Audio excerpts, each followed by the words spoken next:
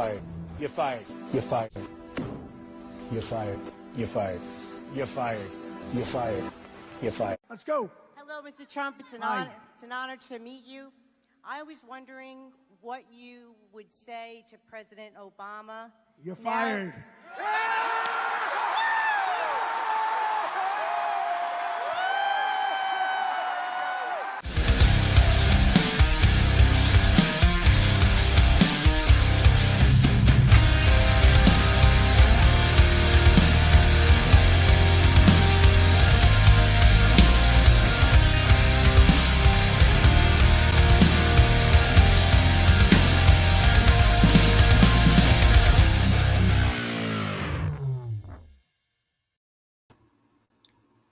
That's got to be by far the worst intro that we have ever done. So let me go ahead and fix this shit real quick and make the situation a little better.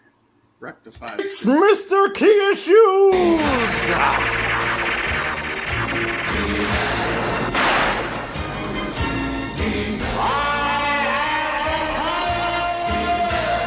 Yeah! Featuring the Comic Kingpins!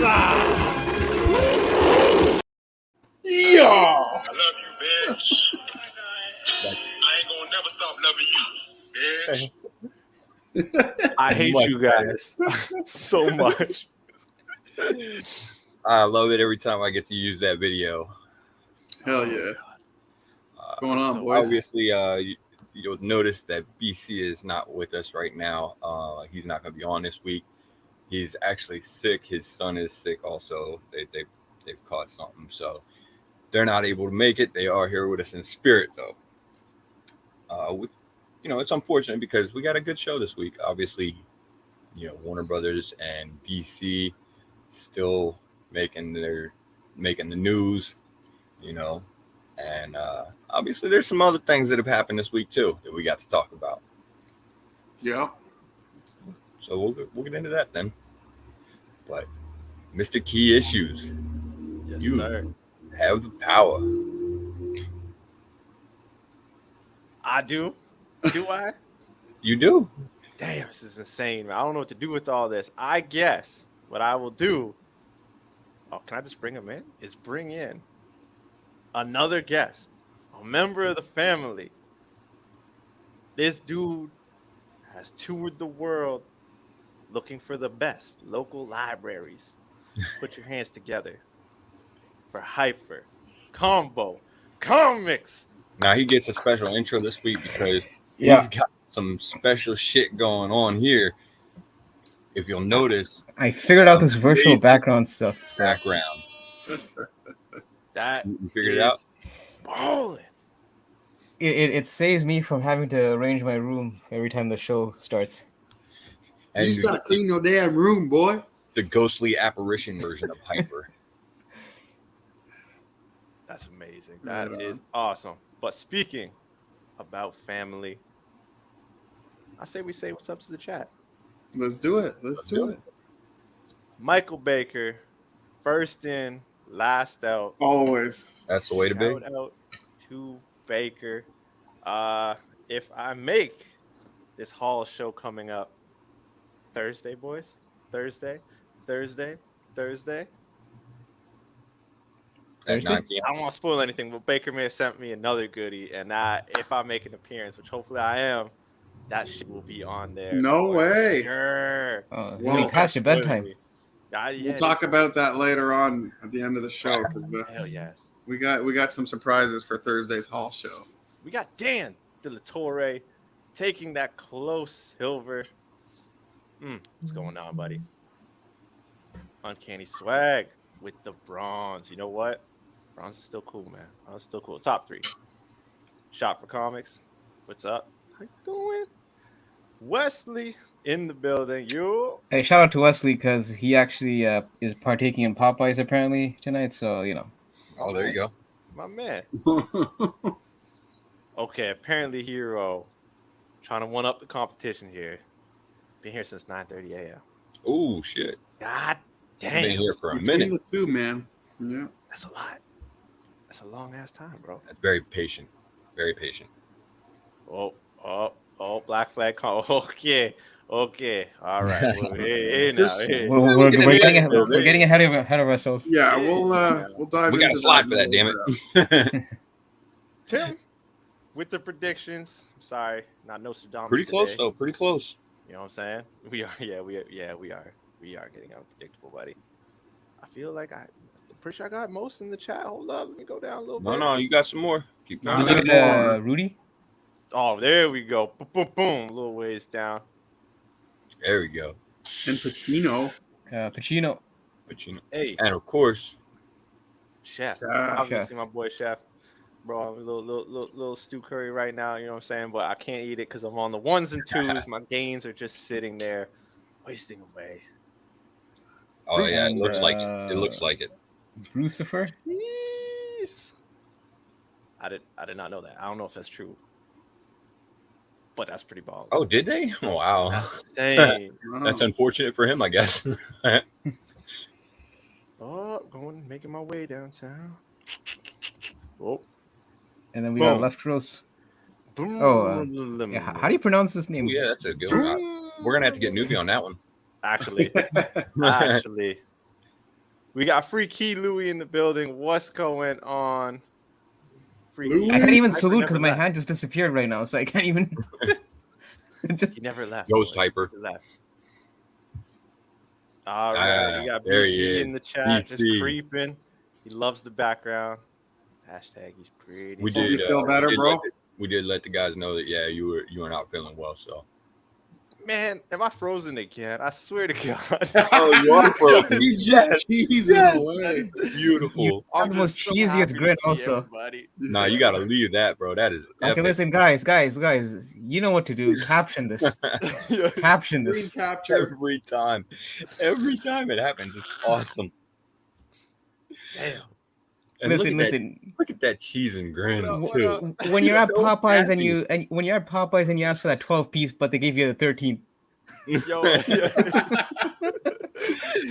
Right? That's capture of the night right there, man. Damn, the Oh, list we got keeps going. Lefteros, bricks. We got Lefteros. Oh, okay, I got one. When you're about to drop off your books at the library and you realize that they waived the late fees. Yo, I might actually do this one day. Just get a shit ton of food. It's gonna hurt, but like it'll be sweet. Yo, James, what's going on, boss? James DeWard, thanks for joining Thanks us. for joining. First time, welcome, buddy. Welcome to Absolutely. the shit show. Yeah, Frozen welcome to the in shit show. It's a good time, though. It's a good time, Rudy. I've never seen Keith so happy. You know? Right? Damn. He is. That is Oh, beautiful. that's fantastic. I love it. I might see if I can use that as a background. When Keys finds out that the Spawn movie is actually gonna come out. Yo. Yeah, right. hey. Don't Okay, get that's his a low hopes blow. up like that. First off, can I just say something though? Has Yeah. anybody? I saw a couple people talking about it in the chats. Has anybody watched Prey? I The new did. Predator movie. I did. What did you think of it? It was pretty good, man. It was because I watched the original Arnold one. I even saw the one with Topher Grace, the guy from the '70s show. I think that was like Oh, that's Predators. yeah. Oh, yeah. But That was this dope. one I really liked. I'm not gonna spoil it, but I thought it was a really cool reimagining of like how the first Predator landed on Earth. It was a good take on it. Yeah. Yeah. I What do you completely mean agree. the first Predator? AVP. Yeah. Alien versus Predator show. They were there for years and years and Well, Okay, I okay, guess but that was on Earth, really canon or whatever. I don't know, something like that. years. They had a whole temple on Earth. We're fucking... It's not canon, so it doesn't Is it count. not canon? I mean, you know how that shit goes. Exactly. Like that. True. But no, Like it a was good. Hawk Look tail or forward some to shit. more. I'm gonna But- take a second. Yeah. That being Fix the said, camera. I've heard that Prey was really good. I can't wait to see it myself. I've not watched it yet. I've actually been occupied, binge watching something else. I was on Sandman this week, Ooh. man. I'm on Man. episode 3. Man, let me tell you, bro, that whole series was dope for me. I enjoyed the whole thing. I thought it was great. Yeah, episode 3 is good. And then of course, you get into let's see, episode 4. I believe that episode 4 was was that the hell episode? No, I think episode 3 was when he went to hell. Episode 3 was the hell episode. I still have to see it. Okay, I can't remember which one 4 was. I think 5 was 24/7 episode. That might have been 4. I could be wrong, but that one's really good also, man. Okay. So you'll like you get to that one. I actually just finished the series earlier today, and I enjoyed the entire thing. So I think they did a pretty good job, but they switched out a few things for like for characters, stuff like that, which kind of threw me off after reading a bit of the series. But all in all, man, it was pretty good. Wait, which network is it on? It's on Netflix. Netflix, yeah. Netflix. It is on Netflix. Okay. Yeah. All right. Cool. And to be honest, I don't want to give away any spoilers. There is something that they changed. It actually happens pretty early in the story. One of the characters, man, it's hard to talk about it without getting any spoilers away for it. So you know what? I guess we'll go ahead and save that for next week or something like that. We'll do it next week. Yeah. If you want Sandman talk, you're gonna have to tune in again. But yeah, it's really good. We'll definitely mention it again next week. We'll talk about it so that we can get into some of the details on it, stuff like that. Yeah. And hopefully by then I'll have seen Prey too. You gotta watch it, bro. I know, right? I've heard it's so good. So yeah, and it's not a long watch. I think it's like an hour and 40 minutes, and with credits, it's like it comes out to like an hour 35. So yeah. All right, that's not too bad. Yeah. We got some new people rolling in the chat while we were discussing. Let's see who else we got here. Hold on. Oh no, it's that newbie guy. I saw him pop in here somewhere. There we go. What's going on? Mr. Slomenko himself. Newbie comic showing up in chat, and I believe I also let me see. There we go. Swag joining us. What's going on, Swag? Yeah, like you said, slow news day. What could it possibly be that we talk about? It's got to be Riri's costume, of course. You guys see that? There was a picture that just came out here. I did. Yeah. Type armor. Oh, sorry. Didn't know we were talking. We're talking news. No. Oh no, yeah. Yo, we can get into it. I mean, there's not much to talk about. It was just a picture of Riri's armor that came out, and no details yet or anything. So hunting for my schmediums, bud. Mediums. All right, yeah. So again, here we are. Batgirl gets canceled.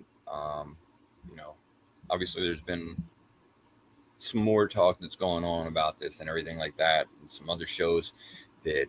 Wait. Yep. We forgot the intro. Oh my God! Have the intro? Here, I'll do it. KNN. Nothing like a real news network. KNN, nowhere close to an actual news network. I was close enough. Thank God BC's in chatter. We'd really fuck this up, right? No, see, I just came back, bro. I don't know what was going on here. But the fact that they actually finished shooting all of this and they were just doing some edits and then they just scrapped the whole project. That's ridiculous. I know, right? Not even like straight to DVD or anything. Wow. No, exactly. They could have just done that and just you'd think you'd recoup something on it. Yeah, like because they still had to pay the actors, obviously, right? The whole shoot was done. Everybody. So why didn't you just release it to at least make something back instead of now you're making nothing back off of this? That was just stupid on their part. So okay, I have a take on this, and I was on that same train. How like you said, production was pretty much wrapped up. It's almost like at that point, why not release it? I'm kind of coming around to the idea of why they would want to not release it in the first place, because apparently from what I'm hearing, like the test audience, whatever you call it, the test viewing, it wasn't received very well, like when they actually viewed this movie. So I mean, to think that it could be, and look, Discovery's trying to rebrand the whole DC, image to begin with. So maybe they don't mind taking that hit if it means like salvaging, whatever vision or creative direction they have for the DC brand, right? So, because I'm sure that they do have plans going forward with, with Black Adam and and the Shazam 2 and all the other projects going forward. They seem to have, I guess you'd call it, a clearer direction on where they want to go. So maybe they feel that this kind of it's almost going to be like the redheaded stepchild, in the new vision of DC. So figure instead of introducing it, just scrap it and then just kind of, I understand that, yeah. but like they were done, dude. Like they were done filming this. They could have just released it and said, "Look, you know what? This isn't actually part like canon. This isn't part of the DCEU, like the universe, right?" Yeah, but like, here's the thing. Like, I think Discovery is. I'm pretty sure, like, if they follow social media, they're kind of well aware how the last few, DC movies, they've been the butt of a lot of people's jokes. Aside from like Shazam and some of the few bright spots, DC has kind of, aside from Sony, the Sony picture, movies from Marvel's, DC's been getting a lot of, shade thrown at them about all the movies they've been recently putting out. So maybe with the whole Discovery merger, they want to kind of wash that whole image off, and they feel that they have to kind of clean shop maybe. Well, they do. They absolutely do need a clean shop and right their wrongs. I think more than anything, it's a combination of factors, really.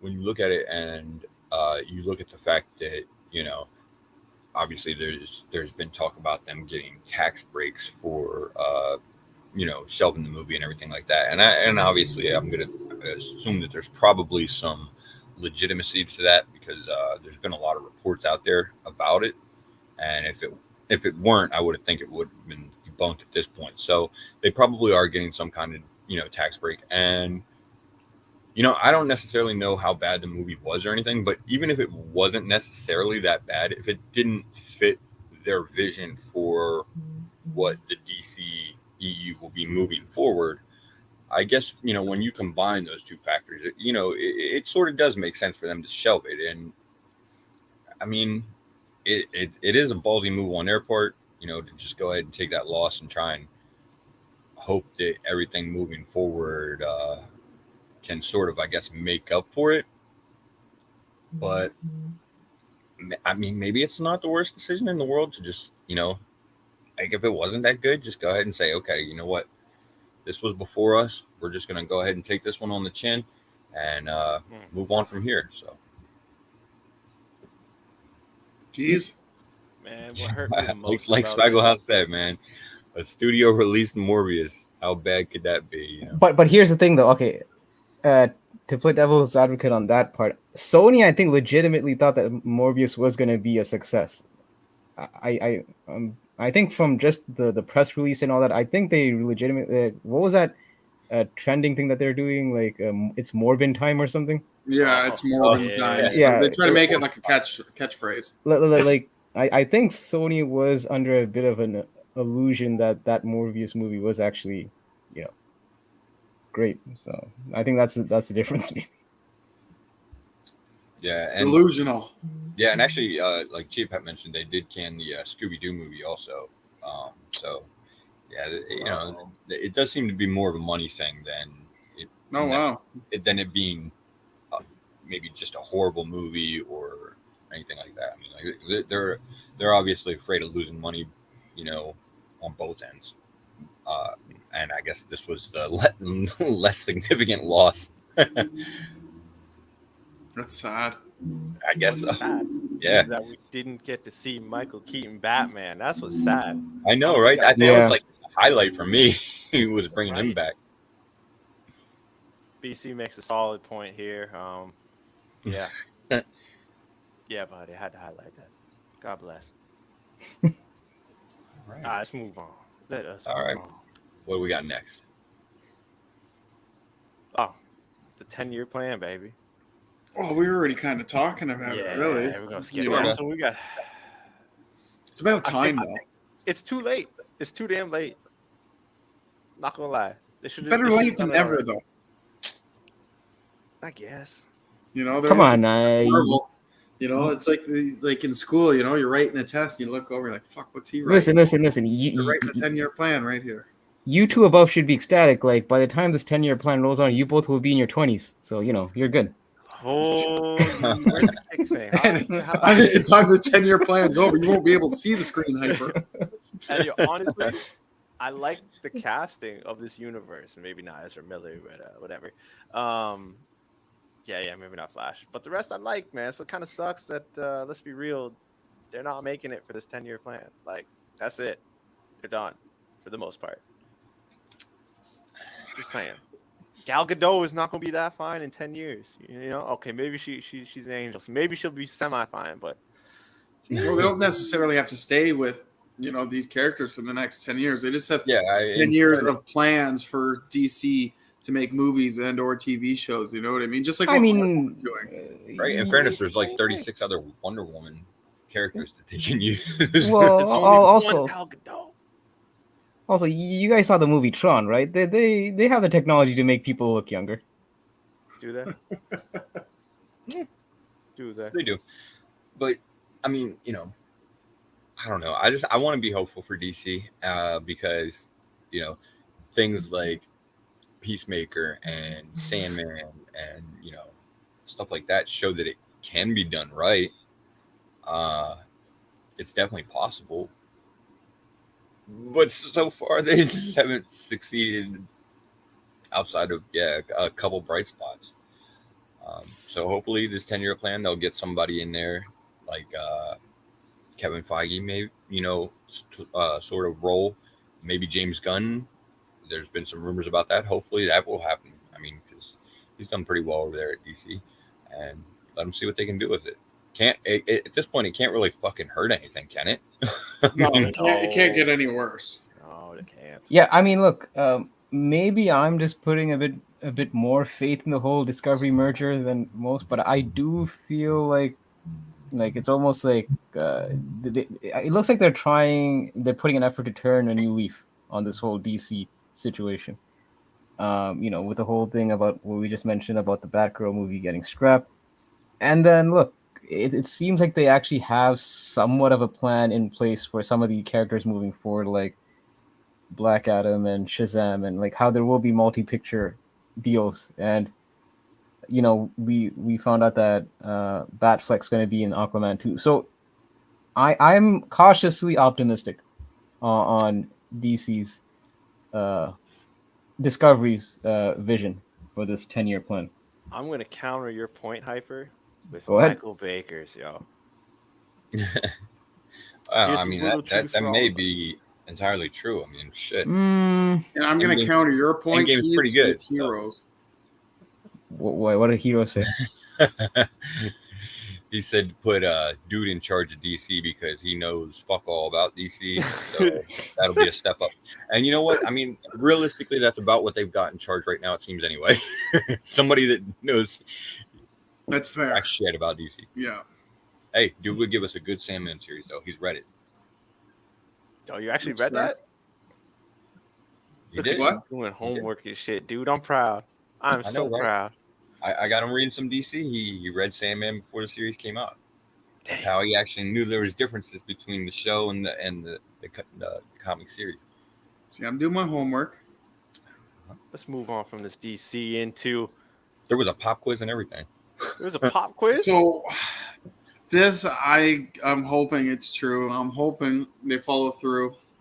Somebody had posted a video on TikTok, and she was in Cairo, I think it was. Yes, sir. And she just happened to be beside Oscar Isaac, and I think it was a producer, was it not? I just recognized Oscar. Somebody from the film crew were having to do with Moon Knight. And she asked, is Moon Knight season 2 coming? And the one producer, whoever it was, didn't say a word, but then she panned over to Oscar Isaac, and he goes, well, what else would we be doing in Cairo? So, I don't know, but I hope we see more Moon Knight. Just one season wasn't enough, especially for a character that, we had never been introduced to before. We haven't seen in other movies. So I think this is, a stepping stone to something else. I know, right? He basically just read all that shit. BC. No, I was trying to read it, but it was right there. It was too small, and I was trying to talk, so I went for it. And you nailed it.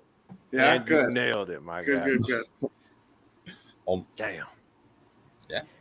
I mean, look, it almost like even without this news leaking, I almost was expecting a season 2 of Moon Knight, even though they never actually explicitly. I know that prior to this, we were hearing how there isn't going to be a season 2, and then now we're hearing that there is going to. I always felt like there was going to be a season 2 just because of how things ended on season 1. With Jake Lockley there, yeah. Yeah. Just say it's not going to be called Moon Knight though; it'll be called Lockley. Okay, that's not true. That would be dope. Because the thing is, like by the end of the series, you still don't know where he fits in with any of the characters in the MCU. So it's not like they did anything in that series where he could be suddenly inserted into an MCU. It's almost like they needed a second season to kind of flesh this character out more. Give him the spotlight, absolutely. Yeah. And hopefully the next season we actually do see a bit more interaction with other characters in the MCU. So possibly like a Midnight, that the whole rumored Midnight Suns. And that's what Wesley was just saying. Yeah, I think we'll get a season 2 and it'll work its way towards Midnight Suns. We'll get Punisher back, which I'm sure everyone's heard some news surrounding that. We're gonna get Daredevil back, which we are obviously. Maybe some Ghost Rider. Fingers crossed. I'm not surprised that Moon Knight's getting a season 2 at all. I think they all but confirmed it whenever they sort of pulled the withdrawal, from, I guess, whatever it was, the Academy Awards or whatever, from the limited series, award to whatever the hell they changed it to, or I don't know, whatever happened. Something came out that they removed it from that category. And that was, pretty much the second big sign, if you hadn't seen the show and the end credits and everything like that, that there was probably going to be a season 2. Yeah.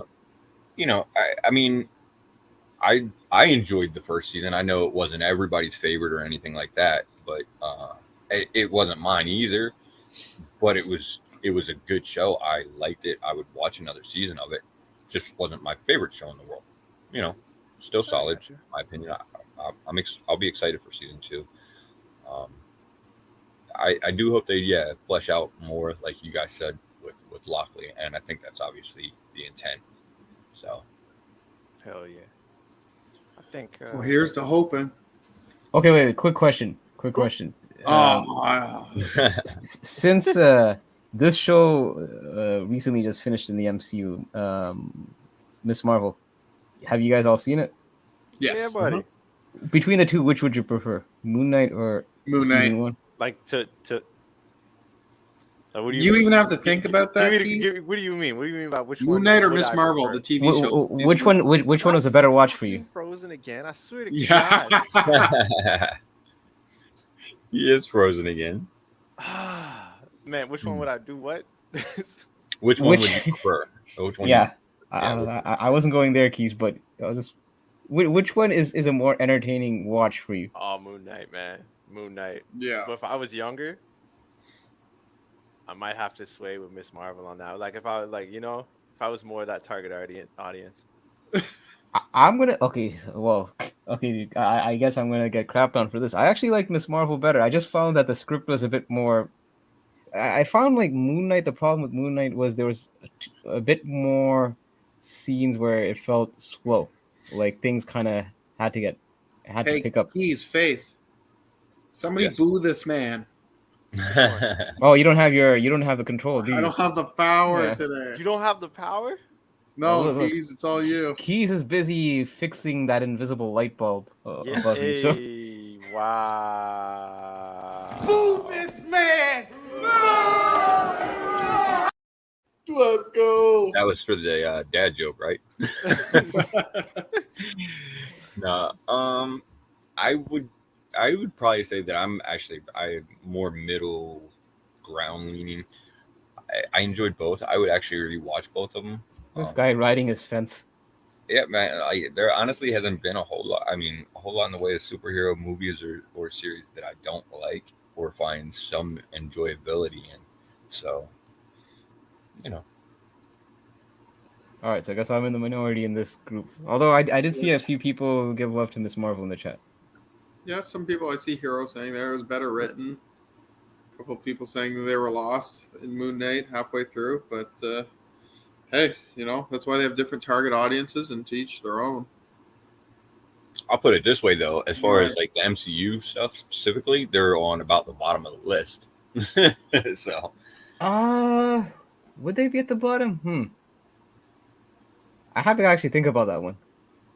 Like, I wasn't a big fan of WandaVision. It only picked up for me near the second half of that series.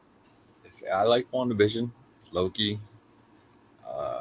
Again, Loki was for me. Loki, like the beginning and the ending was great, but the middle part was like me. It was Falcon and Winter Soldier. I couldn't really take to it. Like, yeah, it was action, okay. But it was just. It was okay. Yeah, that's probably. I would think that's probably the bottom one for me. Yeah. I mean, I liked it. You know, I would again. I still enjoy it. I would still watch it, but it's just on the bottom of the MCU for me. Anyway. Face, do you have control of the slides, or is it only keys? No, I think it's it's just keys. So whenever he gets back, we'll be able to move on. Oh crap. I think he's getting off of his frozen screen, or he got disconnected. I know he said he was having some storms. So that's fair. Black Crown brings up a good point. See, man, you should be on here with us. Yeah, you know, like we didn't get that much screen time for Moon Knight himself, right? Like, yeah, we got Oscar Isaac as his as Mark Spector and all that, but we didn't actually get him all suited up. I think we saw more of the Mr. Knight persona. Yeah, we might have almost seen more of the Mr. Knight. To be honest, it kind of felt like it. It kind of felt more this. I thought that they both almost had the same screen time. I thought. Yeah, just not enough. Well, yeah, exactly. That's what I meant. Equally, small. Yeah, I could see a season 2 leaning more into the character suited up and everything. I would not be opposed to that at all. Mr. Knight season 1. Hero wants a Mr. Knight season 1. I dig it. As an end credit, maybe. Right. All right. Keys, what do we got next? For a second, I thought this guy was frozen again. Yo, I swear to God. I swear to God. Yeah, why are you going to jinx him like that? Yo, right? Damn, man. All right, if I do get frozen again, you know what I mean? Hold up. I just want to remind you. At least move us to the next slide so we're not stuck on Moon Knight. I'm running out of things to talk about Moon Knight. Okay, all right. There you go. Oh, he froze. No way. Oh, no, you're good now. No way. You're good now. They're trying to jinx you, bro. 500 subscriber giveaway. When we reach that 500 subs, this is going to be part of the giveaway. Just a reminder.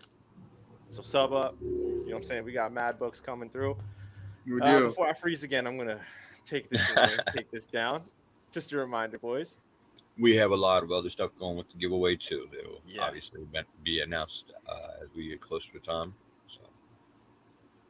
All right, let's get to the next. Boom! More MCU news. During a recent appearance on the Today Show.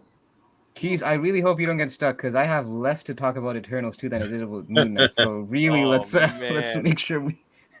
Woo, okay, there's there's announced it's going to be a sequel. Eternal sequel. Chloe Zhao, probably butchered that name, is going to direct it, so hopefully there'll be more adventures of Star Fox and Pip. I don't know if I agree with that. I'm not a big fan of Star Fox and or Pip, but yeah. So yeah, indirectly, sequel is confirmed. I don't know, man. I couldn't care. Yeah, honestly, that's one of those things. This was the worst movie that Marvel has released, in my opinion. Worst? The worst? Close to, Marvel? if not the worst. I found it so boring, so long, and I felt like I was forcing myself to finish the movie, man. There was too many characters to try to get acquainted with, and yeah, it was 3 hours long, but you had, what was it, like 9 different characters that they were trying to make as like main characters. And without having been acquainted with them before in other TV shows or movies, I didn't feel as connected to the characters as any other Marvel movie that's been released. So it sucked for me. I feel that. I feel that, dude. Yo, Hyperfreeze? No. I'm reading Pacino's questions, and I'm trying to figure out what it means myself. And I'm actually in Quebec. Les Québécois, sacré bleu. You sound like every anglophone trying to imitate French. Yeah, listen. Look, we know that the MCU is heading in that cosmic direction. So, I mean, I don't think it was a complete shock that we're going to get an Eternals 2. It just seemed like it was inevitable. So, like, were any of us really surprised? Not really. But, I mean, are we looking forward to it? Okay. Here's the shocking thing. Or maybe not so shocking. I still haven't seen Eternals 1. I think that's the only MCU movie that I have not gotten around to seeing. You don't need to see it. It's just I can't seem to motivate myself to actually watch it just based on what you guys and everyone else has been saying. It's almost like I kind of have to make time to see it, and I just never get around to seeing it. So, if you enjoy spending 3 hours of your time doing something you wish you weren't, well, watch it. I mean, look. Put it this way. I mean, I saw Thor: Dark World. Is it worse than that? I haven't seen Thor yet. No. It is not. No. I'm not talking about the new one. I'm talking about the one with the second one. That was better than this one. That was a perfect 10, man. That was a great movie. No, that was better than this by far. You sound crazy as hell right now. Okay. All right. Nah, I mean, like I mean, for me, Eternals wasn't as horrible as everyone else, I guess. I wouldn't put it high on the list of my favorite Marvel MCU movies by any means, but it wouldn't hit the bottom either. I could probably pick out about 5 movies. I could definitely pick out 3 movies, MCU movies, that I dislike more than Eternals. So, you know, that's not too bad, because other than those 3 that I could think of, I actually don't dislike any Marvel movies. So, you know, there's that. At the same time, right now is probably the most excited that I could possibly be about this movie, just given the fact that having just come off the Sandman series, and I think it was Hero that said it in chat, Patton Oswalt was great as Matt the Raven, and I agree. It was just a voiceover part, but he was fantastic in that part, and it reminds me that I pretty much like Patton Oswalt and everything I see him in. MODOK? So yeah, if he's gonna be in this, I would be on board for it. Dope. You're okay with MODOK? You know what? I actually have not watched MODOK yet. I actually don't have Hulu. I watched to like 1 episode. I think it's actually now available Disney for streaming Plus, on no? Disney Plus. Yeah. Oh, it's is a little it? outlandish. Oh no! You know what? No, Face. You know why? I think because we don't have Hulu in Canada, I think they made it available for us as an add-on because we have the Stars. We have that Stars network added on to Disney Plus. Because apparently that's how we watched Prey on our and because we don't have Hulu in Canada, so Prey was on Disney Plus for us. Okay, yeah. So no, it's not on Disney Plus down here. It's on Hulu, which is its own separate thing. Yeah. Apparently, yeah, because the States is because you have that Hulu Plus, it's an add-on. That sucks. Yeah, cool. and that's about the only thing on Hulu that I would really have any desire to watch, I think. So I just couldn't see getting it. All right, let's move on. Yeah. All right, Hyper, take it away, bud. Yeah. Wow. Okay, we'll just skip right to Hyper. No. We'll keep the same order. You guys speak first. No. No, they're giving it to you. They got nothing Yeah. on it. Go ahead, you get the Keys intro did and everything. not even realize that this movie existed until now. There you go, Hyper. Take the floor with that. Okay, wait, hold on. Just a question: is this the movie that apparently that Seth Rogen is Seth spearheading? Rogen, yeah. It Okay, is. all right. So here's the thing. Look, as someone who's watched all the TMNT movies, the Michael Bay movies, the live action and the CGI ones from 2007, listen, criticize me all you want. I find the charm in every single movie, even Turtles, the one where they go to feudal Japan. That was a dope one. That was 3. Yeah, that was part 3, and that was the one that people generally view as like the worst Turtles movie, at least in the live action. And to me, it's like, look, maybe I'm just biased because I'm just that much of a TMNT fan. I kind of, it's almost like because I don't get that much TMNT very often, like especially now that there's no TV shows and all that. It's almost like I'll take what I can get at this point. I mean, as long as it's not completely like, it's not like some low budget version. I mean, I think the special effects and all that would still be, will still be there. So, I mean, I'm looking forward to this. So I might be the wrong person to ask in terms of actually giving you an impartial review when the movie comes out, because I'll probably enjoy it one way or the other. So yeah. Yo, Rocksteady with the The logo, like BC said, Black Crown said, it's phenomenal. I like it. It throws you back to the 90s, at least for myself, and you're like, with a little bit of like added touch to it. yeah. But Turtles, Seth Rogen, and there's gonna be some comedy in there. I'm excited to see what he brings. Other than that, I don't know anything about it. I just heard about this the other day.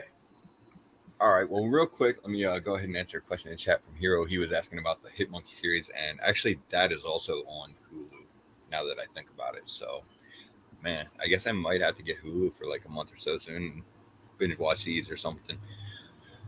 As far as the Turtles, yeah. First of all, is this fucking date right? 8/24. Like so this year? is coming out in like fucking 2-3 weeks. No. I don't know, man. It says 8/24/2022. That's in like 2023. Oh yeah. I was gonna say, yeah. how the hell is it coming out that soon? You're right. When you actually mentioned the year, yeah, because I thought this movie was actually. It just threw me off for a second. I was getting real excited for a minute. I was like, okay, we got the month right. Movie to watch. We got the day and the year wrong. It's August 4th, 2023. Yeah. So all right. Well, okay. So it's about a year away. I guess. Oh no! We suck again. Yeah, I mean, I guess that's not too bad. So, yeah, I definitely dig the logo. I have the same concerns with Seth Rogen being involved, just because, man, like, I like some of the stuff that he's done, but then on the other hand, I remember Green Hornet. So, yeah, there's some shit that I'm not as much into. Green Hornet was almost like a decade ago. What is that? Well, no, Green Hornet was Hort. Yeah, but that's over a decade ago. I mean, people can change. Right. They can. Yo. It is animated, as far as I know. Yeah, it's animated. And look, not for nothing. For the most part, they have been pretty like in terms of live action versus animated. The animated movies of TMNT have generally been pretty solid. There hasn't been that many duds of the animated TMNT movies. It's the live action where it gets a bit dicey. Yeah. Yo, speaking about can't argue that. I like the live action ones. Those were the shit, the best man. ones. Yeah. Wait, you're talking about the original ones, right, from the 90s, of course. right? Secret of the Use, baby. Ninja rap all day. Yeah. Fucking ninja rap. Best part of the movie. Yeah. This one may get some hate, may get some love, but if you hate it, please leave. And look. Oh wait, yeah. Let's First look at the go. red- Oh shit. The Daredevil, baby. Yeah, we got a new look at the She-Hulk. All right. So I don't know. I like his classic look. Yeah. Yeah, I'm I okay with mean, this. I always like the red costume over the classic, but Oh, I'm sure we'll get it eventually again, but it's just cool to see that they're going back to his roots there with yeah. you know, just a little touch for all the comic book lovers out there. So okay, so based on this, I guess we're led to believe this is going to be almost like essentially like a reboot then, right? Of The what? It's going to be essentially like a reboot of the character. Man, it's hard to say what exactly I they're don't doing know, to this yeah. point. But I mean, hey, I dig it. It's a cool costume. I Wait to respect see it in live action and then see, what they do with the story and how they intertwine it. That's what Are I'm you guys curious excited for She-Hulk? about. Yeah. That's next week. We got Groot, the Groot anthology series coming out this Wednesday. Just 5 episodes of animated shorts, but I'm excited for She-Hulk. I think it's gonna be good. I don't know if excited is the word. It'll give me something to watch. I'll just put it that way. BC says that he Yeah, I loves mean, Bane, love. I'm on board for it. I'm getting more excited, as it gets closer because, it's just what's coming up next. It's looks like it'll be a pretty entertaining series. It should be funny. They're saying we're gonna get lots of cameos, so should be a lot of stuff to look out for. That would be cool. Yeah. Speaking about cameos, well, you Teases guys, on cameos? come on now, Oh. come on, Oh. now. Come on now. Man, he's they picked the perfect actor for Punisher. John Bernthal? Wait, Mhm. so he is actually legitimately back? No. No. No. Okay. So what happened with this was there was actually a comment. Actually, hold on. You know what? Let me do one better real quick. Here we go. That announcement, but I found out yesterday that The Punisher was happening again. So I feel like it's my second chance because it was the only one of the shows that I wasn't in, and I love John Bernthal. So let's all make it happen collectively, guys. Okay, so obviously, I guess that was, a clip of something that she had said at C2E2, and it kind of insinuated that the Punisher is going to be back, but it was very quick upon that getting out that she ended up making sort of a little bit of a backpedal on it, and said that she had actually heard that news from a fan. And there was nothing actually confirmed yet. She was just kind of getting her hopes up for it. So take that for what it's worth. Exactly. She's going to be on that list, the same list as Tom Holland in terms of people that Kevin Feige can't leak info to. Basically. She's never going to know another secret from fucking Marvel again. No, I disagree because here's the thing. First of all, I don't think she slipped up. If she did, sort of, I guess, want to look like a slip up, I mean that kind of makes sense. Make it look like oops. But if she heard news that the Punisher was coming back and let it slip out there, this was a way to get fans behind getting her cast in the show because she hasn't been on it yet without, and then making it look like an oops. You know what I mean?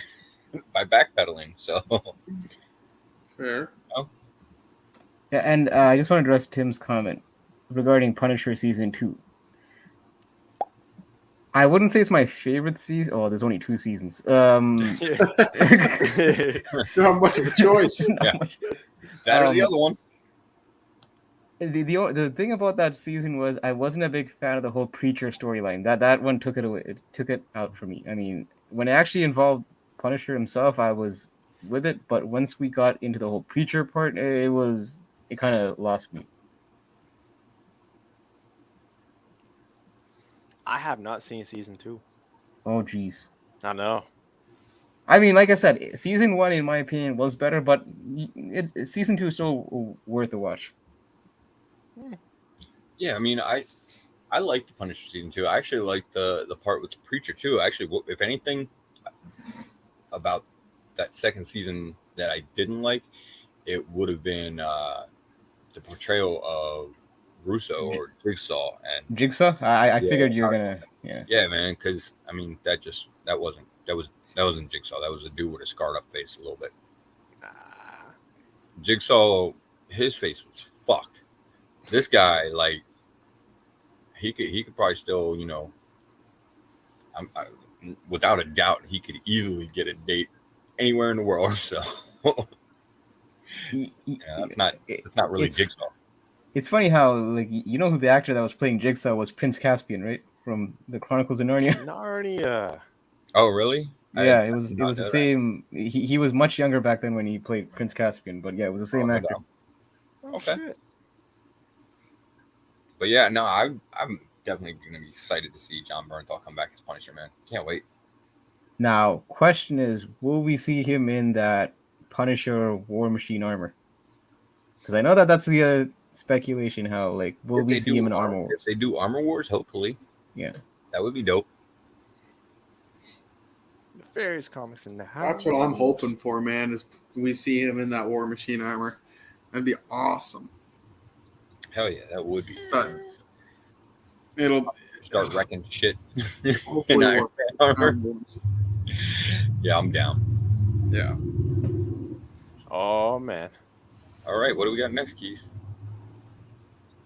Shit, I'm gonna see if I. Did you just skip it? Skip Don't worry about it. Don't worry about it. Oh, okay. I got you. I'm gonna see myself out for this one, so I don't say anything too bad. That's what the show is for. I'll say it. Deux. All right, shit. Piper's gonna let me go. Yeah, I'll say fuck this movie. I have no desire to see any of this. Any part of this sequel that they're talking about, I am not on board for. I have no desire to watch this at all. Lion King was kind of a musical. That was a dope movie. I mean, okay, great. It's a Disney movie. Damn.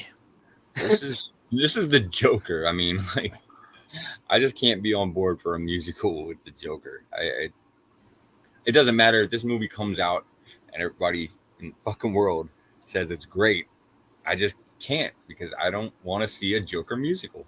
Yo, I mean, and that's the thing. Joaquin Phoenix was a rapper at one point. Shit, what? Huh? He did dabble in rapping at one point. You remember when he had that phase that he was going through? Yeah, Joaquin Phoenix. Look it up. He was actually like buff. When he actually had the full beard and everything. Yeah, he kind of dabbled in rapping. My boy spit bars. I don't know if it was bars, but yeah, he dabbled in rapping. Did he release a mixtape? All right. Don't get me wrong, though. You need to cop that shit. It's not the whole Lady Gaga is playing Harley Quinn. That part doesn't bother me so much. It's the musical. Yeah, that's what I'm saying. You turn this into a musical, and I just no. That walk the line, Johnny Cash. No, this isn't Johnny Cash, bro. Did he not play that movie in that movie Walk the Line or whatever? And did he not nail that? That's great, shit? but that's supposed to be that's supposed to have music, and you know, like. That's the center of that. That's Johnny Cash. This is the fucking can't even relate that. Killing people. The man can do it though. He doing crazy shit. Well, okay, look. So I don't know if I mentioned this like in a previous Kingpins episode, but I always thought that first Joker movie, although it was a good movie, I never really thought of it as a Joker movie, to be honest. Like if someone called it a movie about a sad clown, then that was the title. I'm like, okay, I get it. It's just like there's nothing really of the only thing that had any semblance of anything to do with Joker was the fact that they introduced the Waynes at one point in the movie, and that was just, you know, even that scene, if you took it out, it you know, the movie still would have been fine. So it's almost like that's why, I mean, you know, when they say top Jokers, I always put, you know, Nicholson and, you know, Ledger above Heath Ledger, above Phoenix, because like I said, he did a great job in acting in that particular role, but I just didn't see that as the Joker. It was just, yeah. Oh, and let me be clear. It's not. Yeah, again, for me, it's not Gaga as Harley at all either. I can only think of two things that I've seen her in, which was I forget the name of the movie. The one with Bradley Cooper, which was. Oh, yeah. I don't know the title, but yeah, I know which Star one you're is talking Born about. or something like that. Yeah, Star is Born. Seen her in that and fucking American Horror Story, and I actually She loved was her in both. shit in American Horror Story. Huh? I didn't like her in American Horror Story. That's just me. Nah, she was creepy as hell in American Horror Story. Actually, you know what? Yeah, a little bit. Yeah, she was creepy as shit. So, Keys, you're pretty quiet up there. What are your thoughts? I'm gonna go the opposite route, and I'm cool with this. I am totally cool with this, man. Because Boo this man! I have the power. I have the power.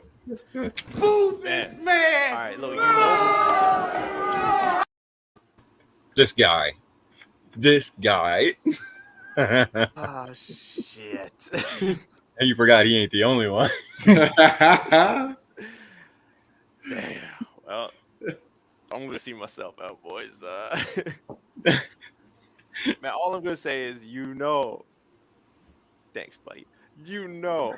That Joaquin Phoenix would totally turn this down if he felt like this movie would be shit and horribly tarnish the effort he put in for the first movie. Because the man said it himself. Fair point. You know, and the man said it. He's like, I don't want to play this Joker again. I lost too much damn weight. Blah blah blah blah. They got him back. That's all I'm saying. All right, this isn't gonna help my case at all. You know what? Okay. I will say this. He may be taking on this also as a form of challenge because, like I said, just the fact that we're all most of the people are receiving this without watching the movie with, in a very negative light. It's almost like, all right, like, watch what I do with this movie. Maybe, because some actors kind of thrive on that. Like when they feel like the deck's stacked against them and then they feel like, okay, when the movie is it feels like it's already set for failure, he might feel like he has something to prove. Hear me out. That's all great. That's all fine. I wish him the best with it, but I just can't. No, I can't let this be my Joker. Hear me out. I can't watch it. I'm good. The first movie took cues from like Taxi and other Scorsese films and whatnot. What if this movie kind of took that societal commentary, mixed it with like American Psycho? You know that one scene where man's just talking about the music while chopping up what's his name? Oh damn. Yeah. They could do the same thing here. Like, all right, they sing a duet, murder somebody, sing a duet, totally take down society or societal norms. You know what I mean? So you guys are all gonna hate me for this when I say it. What? But I didn't really care for the first one either. Wow, man. So now that it's the second one's a musical, I care. Wait, dude. We forgot to tell you, Marvel did Joker 1. Still sucks. I just couldn't give a shit about it, honestly. And now that I hear it's a musical, I really don't care to go see it in theaters at all. They just keep doing shit in these movies that I personally don't want them to do to my Joker. I don't want my Joker to have an origin story. I don't want him to be in a musical. I think maybe that's why I'm a bit more at peace with this because, like I said, I never really thought of because I never really thought of Joaquin Phoenix as my Joker to begin with. So that's why I'm a bit more. I'm not gonna say okay with it, but I'm not. I don't have as much venom on this as some people do because like you said, Faye, some people already have put Joaquin Phoenix as their Joker. For me, nothing's gonna top. Well, I don't want to say nothing, but it's gonna be very hard to top Heath Ledger at this point. Yeah. Well, I mean, and this could be a very good movie. It could be fucking great, and everybody enjoys it, and that's hopefully it is. But just me being the Joker fan that I am. That's just how I feel. Boys, I'm good with it. One last piece of news. Oh, what could it be? be? A bigger shit show than this show. That's not possible. Yes, it is. bring it back to this fucktard. Here we are. What's that? Here we are. It's a completely unique, limited edition. That hurts my Should brain be the just thinking crux about of all every this again. collector's collection. Oh yeah, sure. So obviously, this has been the big news for the day or so. It's a copy of Ultimate Fallout 4 with, I guess, an acetate overlay cover on it. With some Clayton Crane art added on there, and I guess it was an exclusive that came out at C2E2.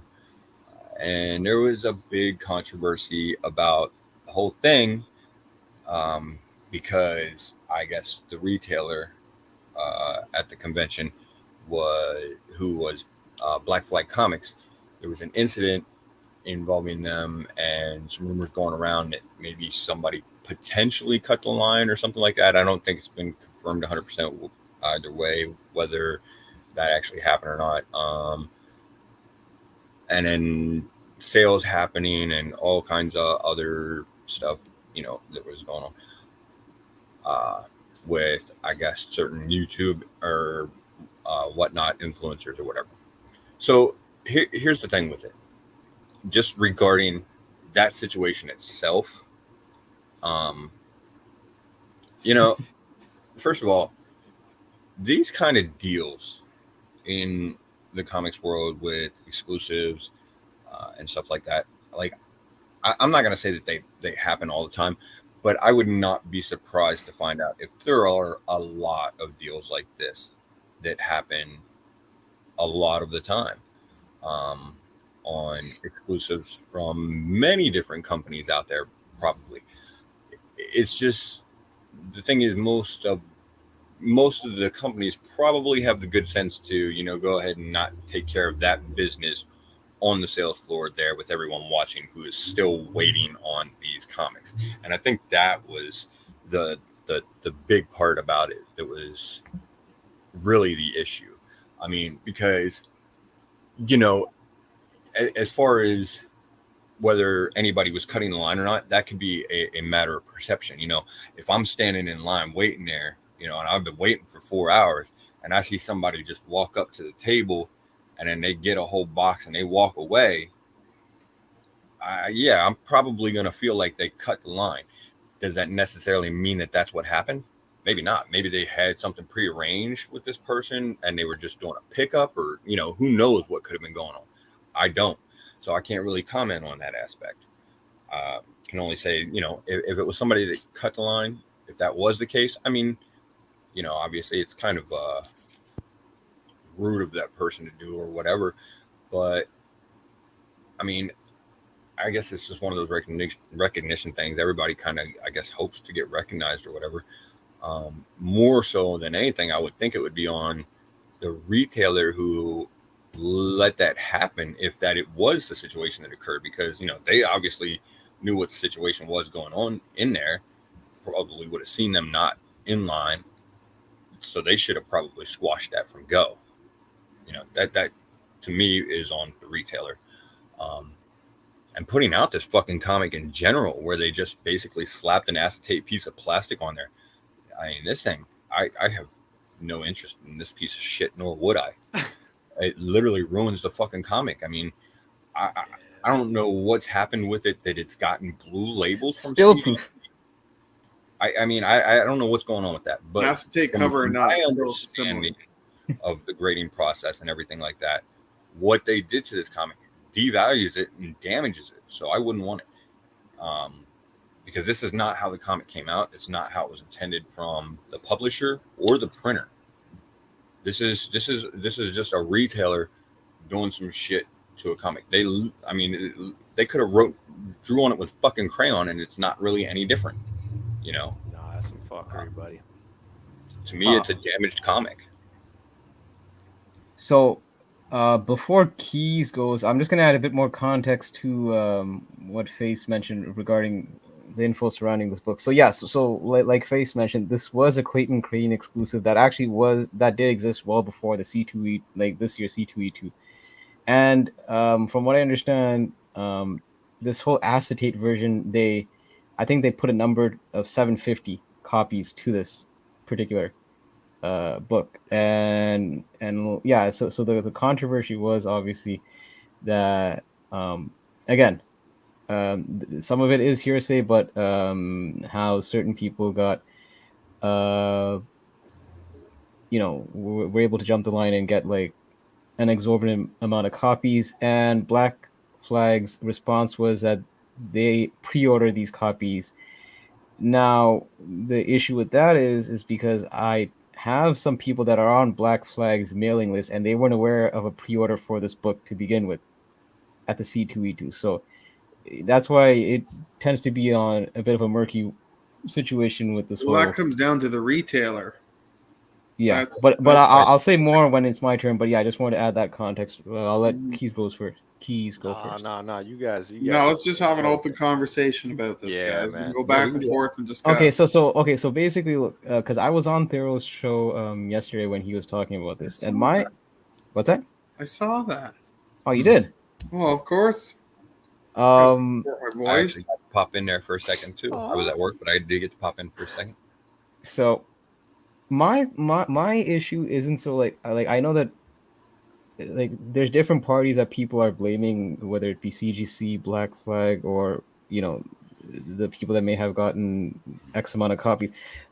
My thing is, I was more on the camp of, it feels like it's more of Black Flag's responsibility in this whole situation, because absolutely, first of all, I mean, just the way they handled the whole situation was a mess to begin with. Like when people started asking them about it, because I knew people in our circle where they apparently reached out to Black Flag, and because I guess they weren't really a fan of the questions that they were being asked, they got blocked by Black Flag, and they weren't even being very aggressive, when they came at them. So yeah, it's almost like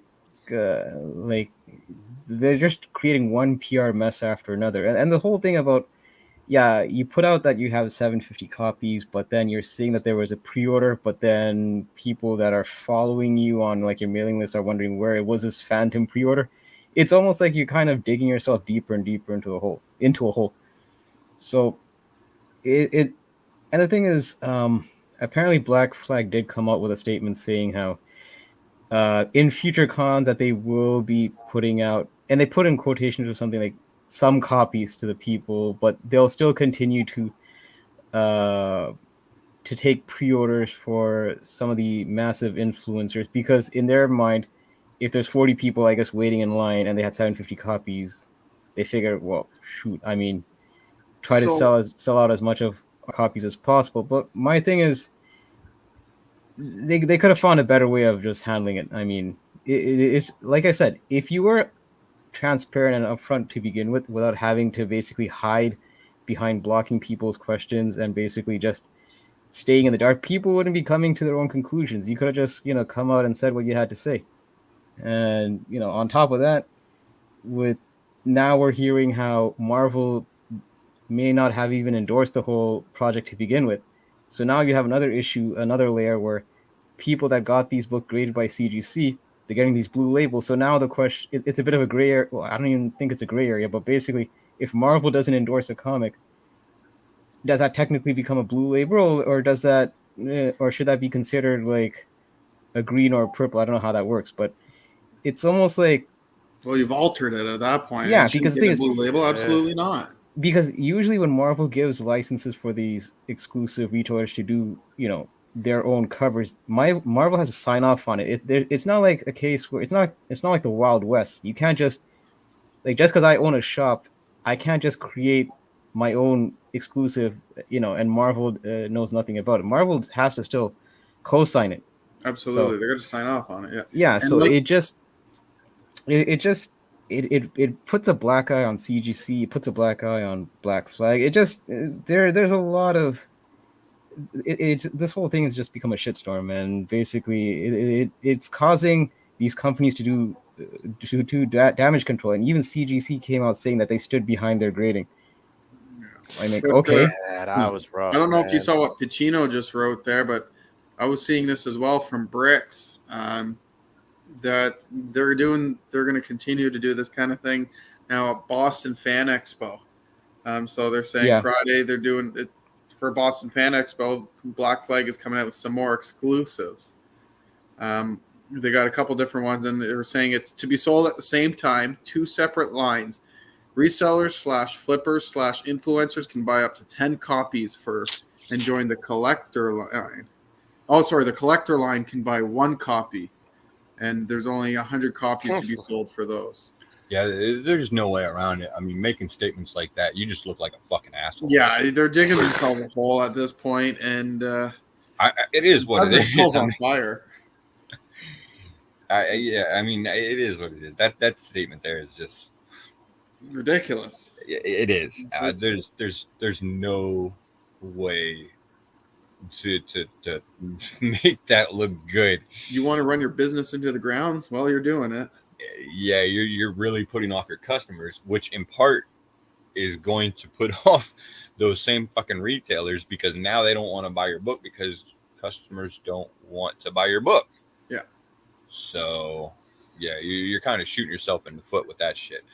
And if that's what you want to do, hey, have at it. I mean, whatever. Well, seems like the best idea to me, but you know. Well, there was a comment that Just Cruz made that I just want to highlight. Can you find? It's the one about them upping the prices. Gotcha. So yeah, that's the other thing I heard. Apparently, how people that were waiting in line, apparently, like the book initially cost $80, and then apparently it suddenly went up to $100. And then at some point, they were even doing like a lottery system where you kind of had to buy certain exclusives to just be entered into the lottery. It's almost like guys, it's like what a mess. Yeah, that's pretty bad. Look, I'm all about businesses making a profit. Like we all, like, you know, I mean that's what businesses do. Like that's the bottom line. Like as much as we try to say that, you know, we're trying to be for the betterment of the community, a business not going to stay open unless they make profits. But at the same time, there's certain situations where it's almost better that you take an L instead of just look, all of this is coming from just certain decisions that were made over the weekend. And basically, I actually made this point at their show that anyone that actually got a copy of this book, it's almost like I talked to some people, they're afraid to actually post it up on their social media because they're afraid that they're going to get flack for it. Yeah. You guys know Comic Man Andy? He was on the show last night. He was on the show. Like he mentioned how when he posted up, like one of the first questions that people asked him was, how many copies did you get and all that? Like, see, like it's almost like he was getting the third degree for just posting up that book. It's like, oh yeah. I just can't believe the amount of drama it's caused between the community itself and just among members of this hobby, right? Nobody's like, yeah, I mean, well, I find people are getting more flack and more shit taken than the actual retailer, which is not, in my opinion, how it should be. It should be. Yeah, I agree. None of the people that, you know, were buying the comments really deserve any flack over this, just because that, I mean, you know, even if they did get multiple copies and everything like that, again, that's nothing new. I mean, that shit happens every week, even at my LCS. There's dudes that go in there and, you know, they will grab clean shelves. Yeah, a lot of copies off the shelf. And yeah, it sucks to miss out. I tend to always try and get there before them at this point so that I can at least get the copies that I want, you know, for my collector to read and whatnot. But again, you know, it comes back really to the retailer. You know, if you have signs up there, you know, 2-copy limit or whatever, you know, that doesn't just apply to, you know, the people standing in your line that you don't know. That applies to everyone, the ones that you do know too, because there's a fucking line for a reason.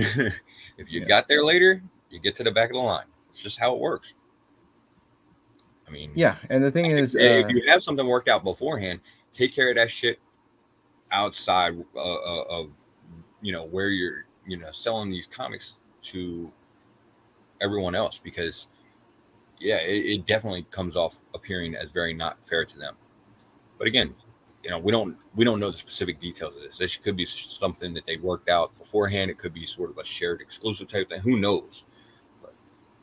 Yeah. I just want to address a question, just because I know that I brought up Comic Man Andy, because I know that Just Cruz mentioned, like, I don't know exactly how many copies that Andy got, but the thing is, he did mention that he did actually give some away for free as a giveaway, and some of the ones he said that he was auctioning off, and the proceeds are going to charity, for because he does do work for, like, the military and veterans and all that. So Nice. look, that's the thing. We can't put a blanket statement on how people got these books and all that. Like I said, to me, it kind of squarely goes on how Black Flag handled the whole situation to begin with. This whole mess could have been avoided had they made certain smart business decisions in terms of how they promoted the book and how they actually rolled out the exclusives in the first place.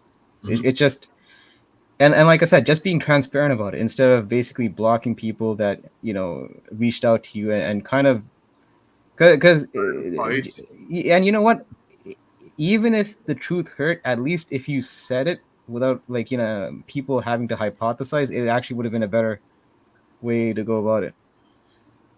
All I'm saying is, at the end of the day, this is still a facsimile, and it's still only worth $4. I would not overpay for this at all. And I'm sorry, I haven't really taken a very close look at this exclusive. I'm just noticing something. You guys, are there the flag he's holding in his hand? Yeah. Are there stripes on that? Do you see stripes? I see some stripes. I do see kind of, because it's folded, right? So I think it's kind of hiding behind those stars. Yep. Oh, okay. Well, yeah. So, just having been former military myself, I can tell you that that's not how you fold a flag. I know it's just art, but still.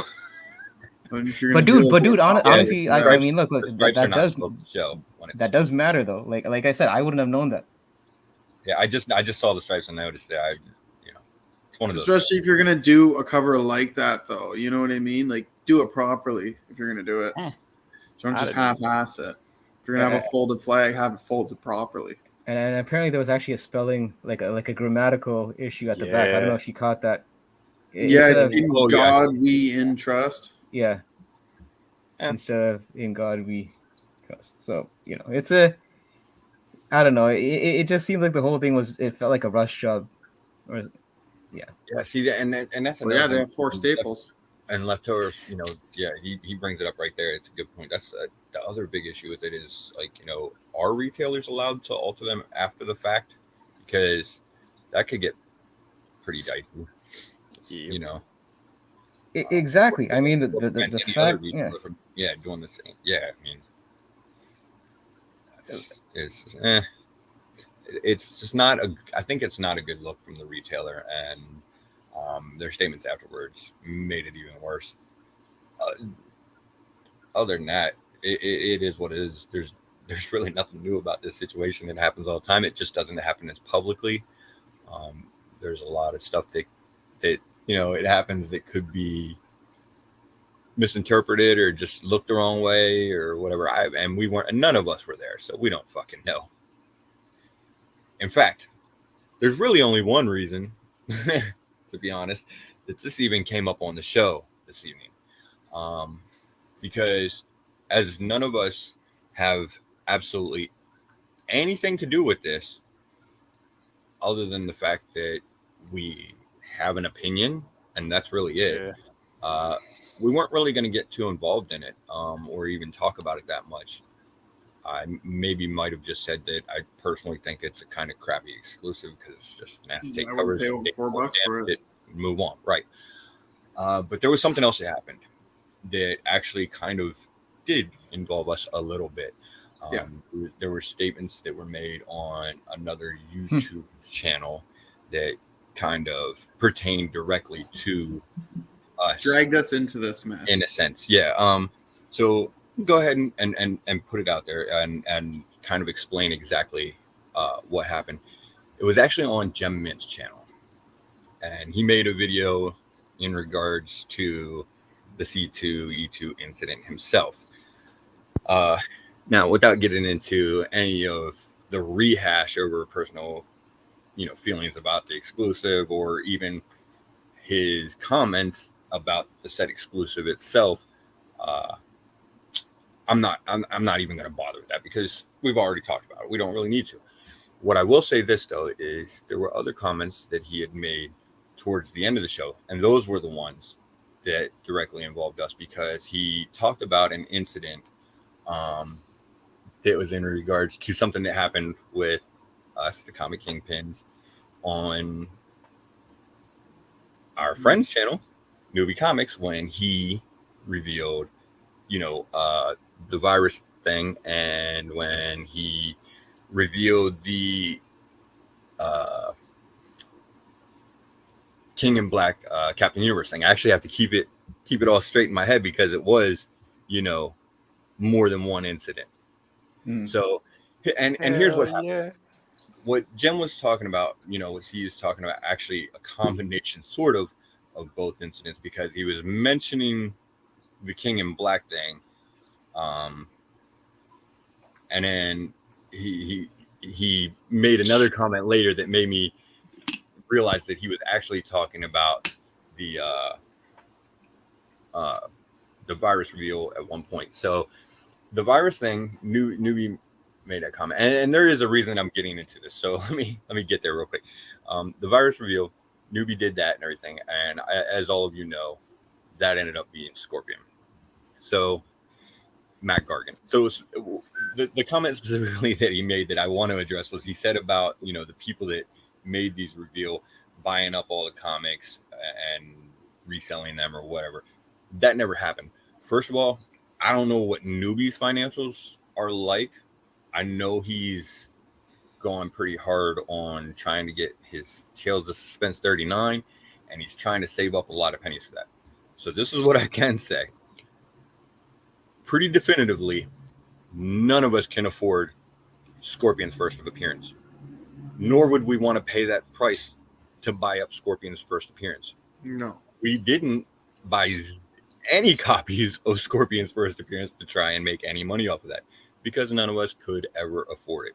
I collect Power Rangers, guys. You think I can afford that shit? Come on. Well, also, dude, you and BC weren't even. I don't think we you weren't guys even were, part wait, of it. I don't even think I was. Was I a part? You were. No, I wasn't. I wasn't a part of the No? virus situation. No. But yeah, I wasn't even part of the Kingpins yet. I was friends with No, you guys, but I wasn't. At the time, it was just Newbie, Keys, and Face. When that It's just the was fact that some people are getting thrown under the bus for this situation, and then there is a little more to the situation. They throw us. There is a little bit more to it too, because the other incident was the King in Black one, in which Newbie had gotten to reveal that he found which I was a part of. That one I was a part of. Yeah. He found out that it was Captain Universe, and obviously the only reason the information was ever put out there in the first place was kind of just to give collectors a heads up that the hype train was in full swing, and maybe not go quite as hard on this as they might have done had they not had the information beforehand. The reason being is because comics ain't fucking cheap, man. This shit's expensive for us. So if I'm not wanting to go out there and buy multiple copies of something that ends up being completely insignificant, but you've hyped it up to seem like something major, then you kind of left with a salty feeling in your mouth. Right. And then if you still want the story, great. But again, none of us bought any Captain Universe. In fact, if you watch the videos and everything, we were saying the opposite because it didn't pan out to be shit. So, and we don't even pump and dump. You know what I mean? It's not like we buy up just to sell them off. We don't do that. We love reading comics. Well, the thing is, for our own personal collection, if we do end up even buying whatever issues. Well, here's the thing. Okay, look. Defects. What's going on, guys?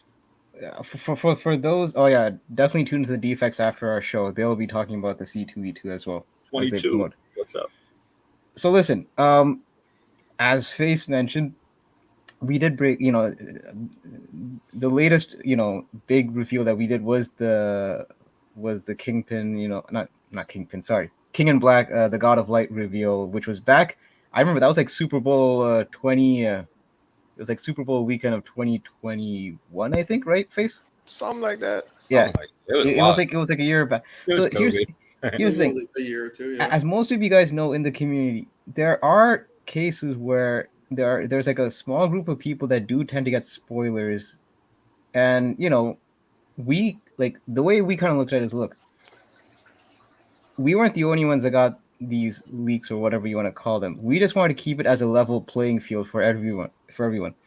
It wasn't a case of us basically putting out the facts and then us trying to, because look, I can speak for myself. I bought 0 copies of Micronauts #1, and I know I think Face just mentioned he didn't buy any either, and Newbie as well, and Keys also 0. Hell no. So the reason why we put those spoilers out wasn't so much to ruin the story, because like I said, we blasted it out that it was going to be a spoiler video, so enter at your own risk. So it wasn't a case of we just drop a spoiler and then we kind of ruin the story for you. It was more of a case of, look, this info is already out there. We're just giving you guys the 411 before, like, let's say you find out the story after the fact, and maybe because that's another thing too. The guess was out there. A lot of people had already guessed at that point that it was gonna be, Captain Universe or whatever. So yeah, I mean, there there was no money to be made there.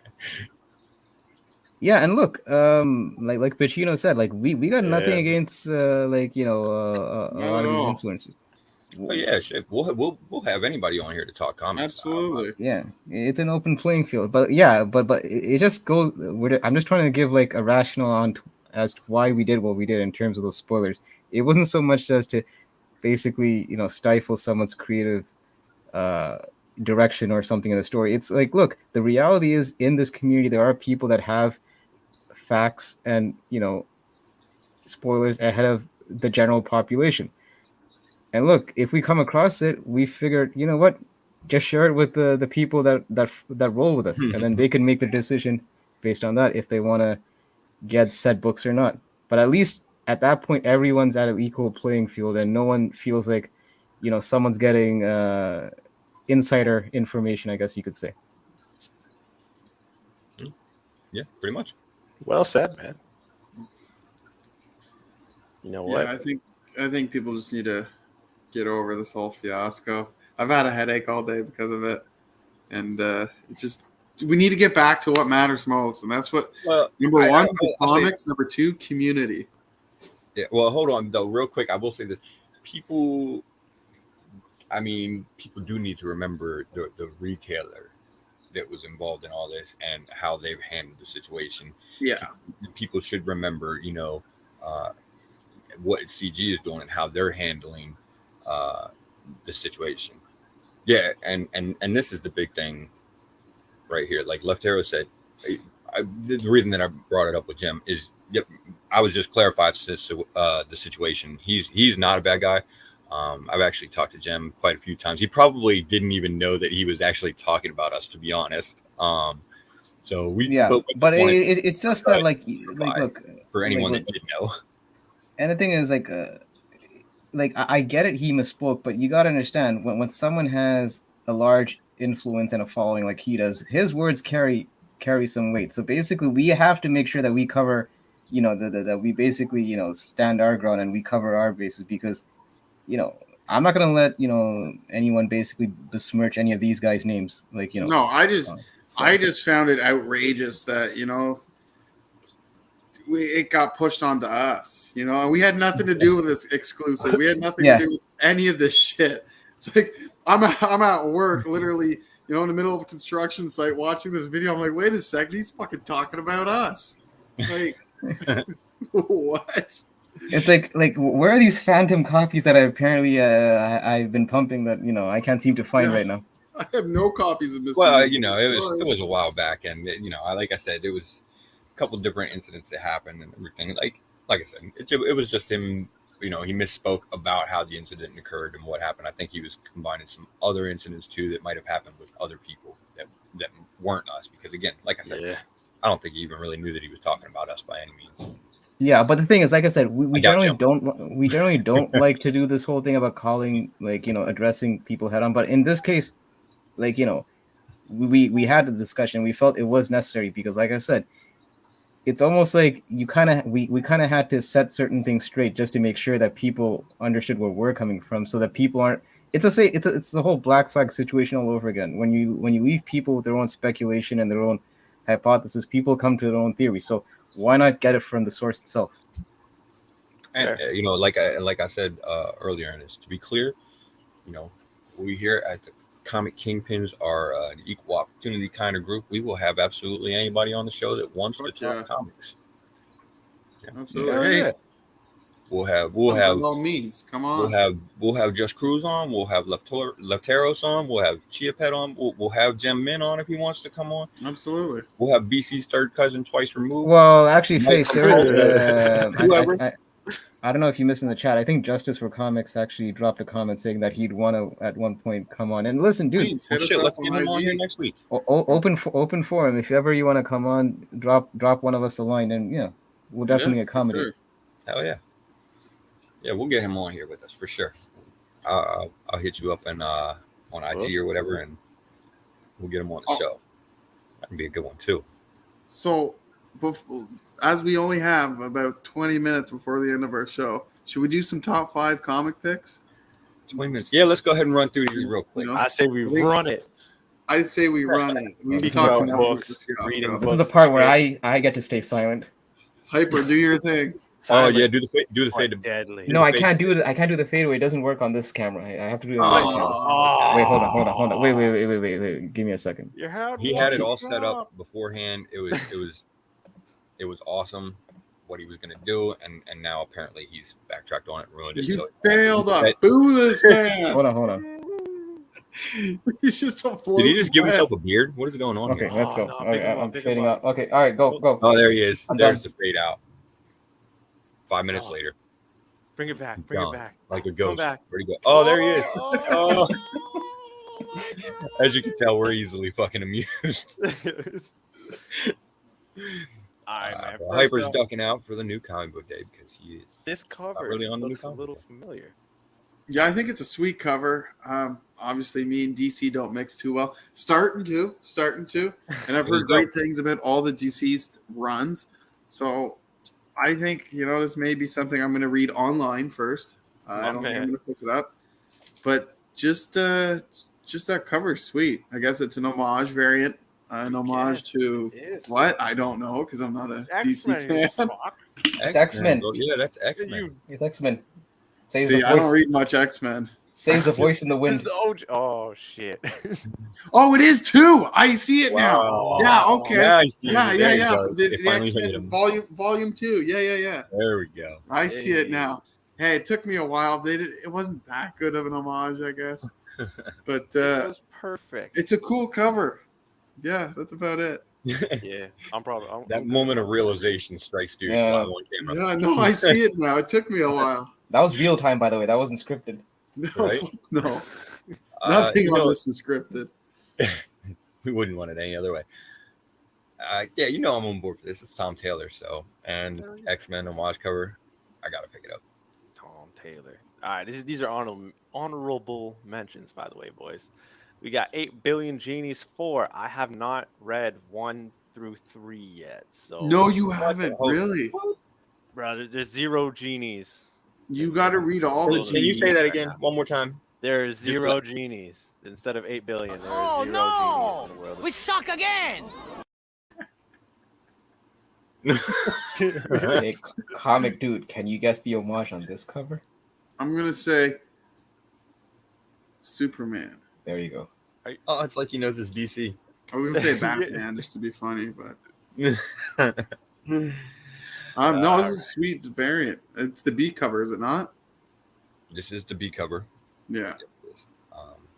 I actually like the B cover on this one. I mean, all right, 8 Billion Genies. I'm picking up, all all the covers. All But, 8 billion. Yeah, just because I love the series, man. It's been a good read. Looking forward to this issue. So, nice Superman homage cover.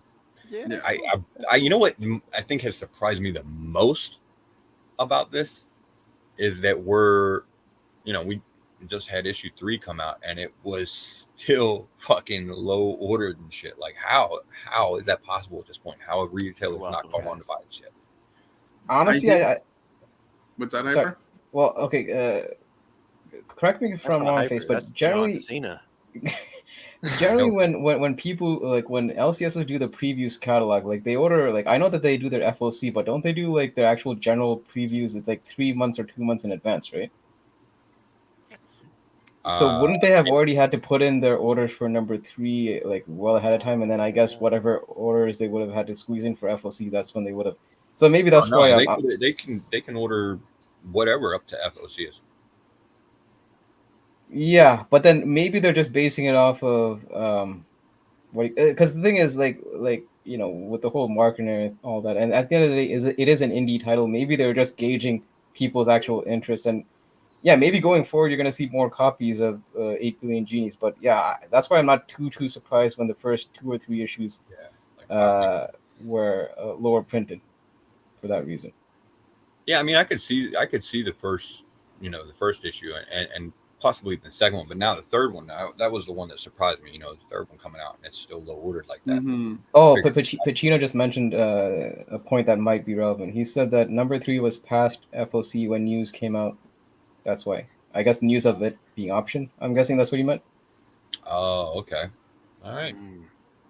So this one might not be as low printed as the other ones were, but it's still a fantastic fucking story and totally worth the read. Keys. Sorry. Failing you boys. I'm sorry. Let's change it so I don't get some flack. All right. We got a Harley Quinn number 19. That old school homage. Look at that. Beautiful. Is this the second DC book out of 3 books so far? Yeah, I'm just gonna remove all honorable mentions, by the way. They're not really in the top. Right. So. I have not been reading Harley Quinn, so dope cover. I'm gonna pass. I've heard the artwork's gotten better, a little more tolerable. Like the interior art. You know what? I'm gonna be honest. Okay, so this is where I'm at with Harley Quinn. Oh.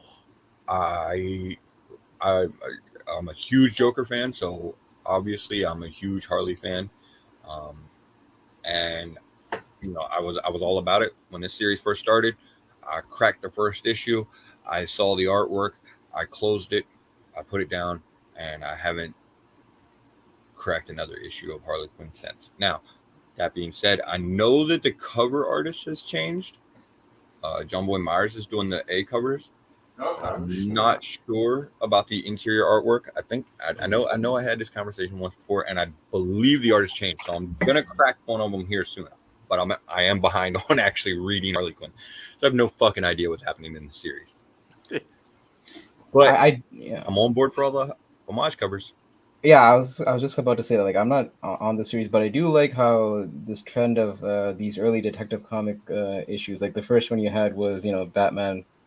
Batman. Oh no, sorry, was it Batman 1 or Detective Comics 27? I can't remember the image. Whoa! Wait a minute. I see a comment here. Justice for Comment says that the animated series just got canceled. Oh shit! Are you? That's what I heard too. Really? Man, but I thought it just got fucking set up for season 3. Was it season 3? No, season 3 just came out. Season 4. Yeah. Season 3 just came out. Yeah, that's what it was. Yeah. Damn. Oh, they canceled it. That sucks. That's fucking one of the best things DC had going on. Honestly, man. Do we know if they're going to be doing more of these homage covers? Because I was going to say it might look good as a set. Yeah, they're actually doing it. I think it was up to issue 20 or 21 and the annual. Yeah, and correct me if I'm wrong. Isn't like that's like the first appearance of Robin, right? That particular cover. Like the homage, to the first appearance. I think so. Yeah, I think it is. DC heads in the chat, let me know if that's actually accurate or not. I feel like that is the first appearance of Robin, the homage cover. I can't remember which Detective Comics issue though. I agree. It's probably just gonna slap in person. It is. All Okay, right. so Nefarious, yeah. Next. Yes, next. Let's see if we're gonna get out of DC. There we go. Tech 38. That's what it is. Axe. Judgment Day #2. Some new characters coming through. I haven't read the first one yet, man. Yeah. Yeah, I'm just catching up on a bunch of shit right now. But yeah, honorable mentions. All these Anyone got honorable first? mentions are really just sweet covers, and this is another one right here. Story I can't speak for because, like you, Keys, I have it. I got that Garson variant, but I think I mentioned this last week. I still haven't read it. You know, more books get released. I'm like, ooh, you know, I got to read these guys, and then I just forget about it. About it. Maybe I'll get around to it this week. Maybe I won't. But this is a sweet cover, and that's why we mentioned it. All right, so Axe Judgment Day 2, I believe we are getting several first appearances in this one. I had multiple, and you know they're supposed to have some relevance down the line. I'm not sure if that's specifically in regards to this event or even farther down the line. It's been, you know, there's been, you know, the first issue and a couple tie-ins that came out so far. I think I like where they're going with it. It is a Kieran Gillen event, so it is very heavy and very involved. That's not necessarily a bad thing.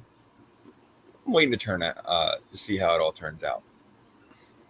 I feel that. It's looking like it's going to shape up to be a pretty good, you know, war between the Avengers, the X-Men, and the Eternals here, but not exactly going to have play out by those strict lines exactly. Still in the honorable mentions, MC Iron Cat #1, second print. Cool cover. I have not read. We all know who's under there now. Everybody. Wait, hold up. Are we still in honorable mentions? Yeah, man. Yeah. You know, at a certain point, we got to get to the top 5. Yeah. Oh, you know what? We need to just Come on, expand to guys. 10. Yeah, we need to just expand to 10. Another honorable mention, Captain America, Dude. Signal of Liberty. Did the 3. Yeah, these are just like bottom 5. Did the honorable mention America- literally surpass the number of picks for the top 5? Yeah. Oh, here we go. Maybe it That's didn't. okay. Maybe it did.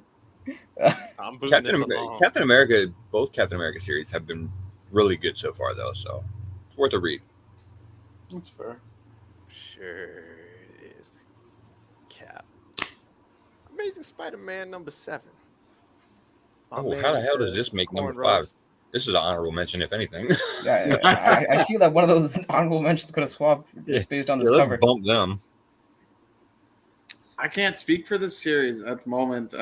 Nick Spencer scared me away, and I haven't returned since. Well, I mean, I can't blame you for that necessarily. I wasn't the biggest fan in the world of Nick Spencer series or Nick Spencer run on this either. And man, I've been wanting to get better, but so far for me personally, it hasn't really been much better. It's kind of felt more like, I don't know, like a filler arc or couple arcs, I guess. But there is another new creative team, I guess, supposed to be coming on. So we'll see how that plays out. Number 4, Predator. Speaking of Prey. There we go. Speaking of Prey. That's beautiful, man. It's a beautiful cover. I'm going to give this shit a read. I'm not going to lie. This variant, chef's kiss. Yeah. Especially with that head. It is it is a dope variant, I have to say. Yeah. Right? Yo, that's sick. See? Yeah. On top of the tower. That's dope. That's dope. That's what I would love to see. Yeah, this cover hurts newbies' feelings, right? Yeah. The Iron Man head there in his hand. Ooh. Let's all just send a picture of it to newbies DMs on Instagram there. What the fuck you talking about? I'm gonna buy him this comic. That's fair. I'm on board for Predator. It's perfect time to drop this too, coming off Prey and how good it is, I think Marvel's gonna see a lot more sales on it than they would have otherwise, more than likely. So that's and they're definitely dropping Alien too. Yeah, they are dropping a new 3 Alien. weeks. Something like that. Something like that. Yeah. This one's gonna be the one I think more people are into right now, coming off of Prey. Hell yeah. Absolutely. I agree. And it's got Ed Brisson writing it too. So Let's head on to pick number 3. Punisher. Number 5. To be honest, I'm liking this better, but like, hey, Punisher, number 5. Face, man. Man, I love Punisher run right now. Jason Aaron's writing it, and you know, there was a lot of talk whenever the symbol first came out, you know, how bad it was and everything like that. And you know, don't get me wrong, the classic Punisher symbol is iconic, so you know, I can kind of understand, you know, the whole uproar with it at the time. But it ended up making sense in the course of the comic. You know, he's kind of taken on that leadership role in the hand, but yeah, he's kind of been manipulated to get there. So he's finding that out, and Punisher's going to do Punisher shit after that, I imagine. He gonna fuck people up. Yeah, I mean, so we're about to get to the good part in this, I think. Yeah. And Hero is saying final page apparently is awesome. So there you go. Hey, oh, okay. There you go. You heard it here first. Okay, he knows what's up. Skip to the back. All right, let me share, please, guys. Heroes putting them out on the shelves already, so he knows. X-Men Legends 1 comes in at number 2. I don't know, man. Hulk's back is looking massive. Yeah, what the fuck is going on with Wolverine there, man? I mean, that's what I meant to say. Shit, Wolverine. I said He's Hulk. juicing. That's what I'm saying. He's juicing while constipated? Or, I mean, I gotta get out of ghost form to look at this. What is? All right, so we had an X-Men's and Legends series. It looks like a bloated Iron Fist. All right, I'm out. This is supposed to be like before a giant size X-Men 1. If I'm not mistaken. Like this is like right at the beginning. Oh, this is a story that predates Giant Size X-Men, you're saying? Yeah, I want to say that. I want to say I read that somewhere. I think it's in the solicits is where I read it, right on Previews World. So it's not a continuation of the last X-Men Legends series. No, I don't believe so. Yeah, so all new tale set before Giant Size X-Men 1, before they brought Storm, Wolverine, Colossus, Nightcrawler, and Thunderbird to the team. Roy Thomas redefined the Merry Mutants in 2 seminal runs on the book. Now Roy, at long last, returns to the saga of the X-Men to take us through the period between his run and GSX. Yeah. All right. And it'll be detailing Wolverine's government missions before his recruitment by Professor X. Let's go. Okay. I mean, I was going to get it anyway, you know, but yeah. Yeah, Hero's saying, yeah, it's between 182 and GSX1, so okay, cool. All right. Wait, Boys ready for number 1? BC mentioned, hold on. BC mentioned that I'll like this book. Is he talking about this book? Are you talking about this book, BC, or the Punisher book, the slide before that? I'm curious. Which it's probably this one. But how does he know it? Oh, okay. Unless he already read it. I don't know. He knows you love the X-Men. Or maybe it's because Wolverine looks like a fucking Ninja Turtle. Well, I mean, I'll tell you this much. Oh, this book, okay. I'll tell you this much. The cover art is not doing a good job of selling me on this book. Hopefully the interior is much better. I think with the comic book kind of pictures in the background going on, then you got the team on the front. I like it. I dig it. I'll probably give this a read. I'll give this a read. Early Wolverine story. That's dope. No. Oh, and this is specifically the PX exclusive variant. You know, so yeah, it's a previews exclusive variant. I think it's limited to. I will find out the exact number, but it's pretty. Usually PX, it's like 3,000 usually, isn't it? For PX exclusives? 3,000, 4,000, something like that. Yeah. So it is a limited cover, so it'll probably be 4,000. a little harder. Yeah, it'll be a little harder to get your hands on this one. It's a one shot that it kind of takes place during the current run. I'm not sure exactly at what point, like between what issues it would be, or it might just be, after whatever the current issue that's out is. But yeah, it does take place within the current run, and there are, several other, like A and B covers for this that are coming out that you'll be able to grab for, $5 or whatever retail is. And BC saying it's already being priced at 25 and up on eBay. So oh yeah, that doesn't surprise me with previews. I pre-ordered a copy of this. Whether my shop's gonna get it, probably not. But how much, dude? I'm curious because it's a PX exclusive. How much did you actually get charged for it? So my shop's cool, but like not. I can pre-order my books. I don't actually have to pay for it until I go and pick them up. So you don't know the price for this book. But sometimes that means that I also don't get it, right? Yeah, well, there may be allocations that take place on this, with it being limited and everything. It's saying $4.99 on Previews World, so probably regular price is what shops are going to charge. Well, see, $4.99 is the cover price. I would assume that's actually for cover A. But generally, from my experience, PX exclusive generally I've seen them sell anywhere between $15 to $20 at most LCSs. If they up it, but usually Previews World will set different prices for things. But even just for this exclusive, it's $4.99. Yeah, so it won't be once it hits eBay and everything. So and Hero's saying it was allocated. Yeah, not surprised. He doesn't want an LCS, so he would know. Paul, you're my backup. If my shop doesn't have any and you got a couple, kicking around. I don't know. He said he ordered 7. He's only getting 2. I got him too. And I have a feeling he has already people in Belleville that probably pre-ordered those 2. Fuck. All right. Well, we got one more segment, right? So it'll be quick, but I think we got to go ahead and get through this real quick because I got to make the defect show next. Oh yes. Bang. I got to watch my defects, man. Yeah. Defects 9 p.m. Eastern time. All right, guys. Let's throw up a trade. I think it's pretty relevant this week. I got one for you this week. Today.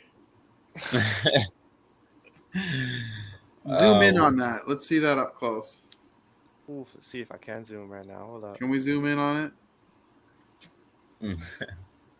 All right. Anyways, we all know what's up. We know these books. You have the ultimate follow-up for the facsimile. Yeah, and then you also have, what is that? Is that a 9.9 graded? I believe so. 9.9 graded with the acetate cover, con exclusive that everybody's been losing their minds about. Mr. Key Issues. Whoops. Are we going to go one by one, or should this be a clean sweep here? Yeah, go ahead, Key. Start it off. I'm going with the trash on this one, man, because no matter what, even if it's a piece of shit at the end of the day, it's a notable piece of shit. Be like, I own a piece of shitty comic history. So I'm going with the trash, man. Yo, speechless. Are you serious? Speechless right now, man. Are you serious? Honestly, I'm glad you said it. I'm glad you said it before I did. Because, hey, at the end of the day, that's still a 9.9 graded comic versus an ungraded, non-con exclusive. So I'd pick this trash over the facsimile. I'm just glad you said it first. I mean, you could crack the CGC case and maybe put another book in there, just reseal it somehow. You know what I mean? What are you gonna do about that label though? I'll just color it over in like marker or something. It's still Yeah, just legit. reprint it. It's still legit, man. At that point, just make your own label here. Get a label maker and stick it over. You're going through all this effort. You might as well just. by CGC. Yeah, listen. And I actually made this comment before. How with the whole thing about question of whether or not Marvel actually authorized this book. Let's say, for the sake of argument, it turns out that these aren't authorized to be. Marvel never authorized them, so they technically weren't supposed to be graded to begin with. Those 9/9 blue labels effectively become a collector's item at that point, because there's only a few in existence, right? So, and look, and I have talked, and I did talk to my local presser, and he's telling me that, like, when the pandemic started till now, 9/9s and 10s are a lot more harder to get from CGC than they were like 2-3 years ago. So this might be as close to a 9/9 that I get. So I'll take the doo-doo book. Wow, this is not going the way I thought it was. Yeah, yo, this is not going the way I thought. Well, I got news for you guys. I don't know if you're aware it is. I might have a blue label on there, and that might say 9/9, but that is a damaged comic. Extra holes in it and everything. They can't open the book and tell you otherwise. Well, it is what it is. The one on the left, however, does not have damage done to it. It's a pristine copy of the Ultimate Fallout 4 facsimile. But the trash sells a little better. So, I mean, it's kind of a catch-22. You're going to lose no matter what you do in this situation. Because if you stick with the Ultimate Fallout 4 facsimile, you're going to lose out on some of that monetary value. And if you go with the trash, you're going to compromise your moral values. Yo. Well, I mean, I never said I would die for any of these books, so I mean, it's okay. I'm okay with compromising moral values on this one. No, all jokes aside, though, honestly, it is one of those things, and I'm kind of glad you guys mentioned it. It is sort of at this point one of those things where it could be a thing because of the whole incident that happened with it and it getting the blue label and everything like that. So you never know. Could end up being just an interesting piece in your collection that isn't worth shit too, because it has extra staples into it. So you run a risk either way. Dude, I mean, look what's happening with that angry girlfriend variant of that first Green Goblin cover. The ASM book that, the angry girlfriend. Yeah, it's become a famous thing, man. That's become like a famous folklore book now. Yeah. So it does happen. Book. Trash. Personally, they're the same book. Yo. All right, boys. I think that was a great show. Well, that was a good show, guys. I think we covered some good topics, said what we needed to say, and we had fun doing it. And that's what really matters at the end of the day. So we enjoy what we do. We enjoy the comics, and we stay a community. I'm in it for the money. No, I'm just joking. Who this man? But I'm in it for the recognition, clearly. Yeah, before we get going here, I just want to mention two quick things coming up. So if anyone is from the Ottawa area, which is where I'm from, in Ontario, there is a show coming up this Sunday. It's called Fanaticon Ottawa, and there's going to be quite a bit of comics there. I know somebody from my area is a good friend of mine now, who I got the pleasure to meet. Nefarious Comics is going to be there, so I'm going to try to make my way down there and hang out with him. So if you're in the area or you're close by, make the drive, come check it out, come hang out, We'll, hold on one second, dude. I got something for you. Move this man! Wait, for what though? That's out of jealousy because he's gonna be. That's out of jealousy because he's gonna be seeing all you guys at conventions and stuff like that. Gotcha. Yeah, it's because he can't join. It's just jealousy. Yeah, there's Nefarious right there. If you guys don't know him, sub him up. Check him out on Instagram. Really nice guy, great collection, and just chill to talk to, So come hang out. Let's do it. And also this Thursday, we have at 9 p.m. So from now on, starting at 9 p.m., we have pay my gas. I know, right? Pay for my gas, dude. I'll pay for your plane ticket. But pretty much. But this Thursday from 9 p.m., we have Show Me Your Halls. So that goes on every 2 weeks.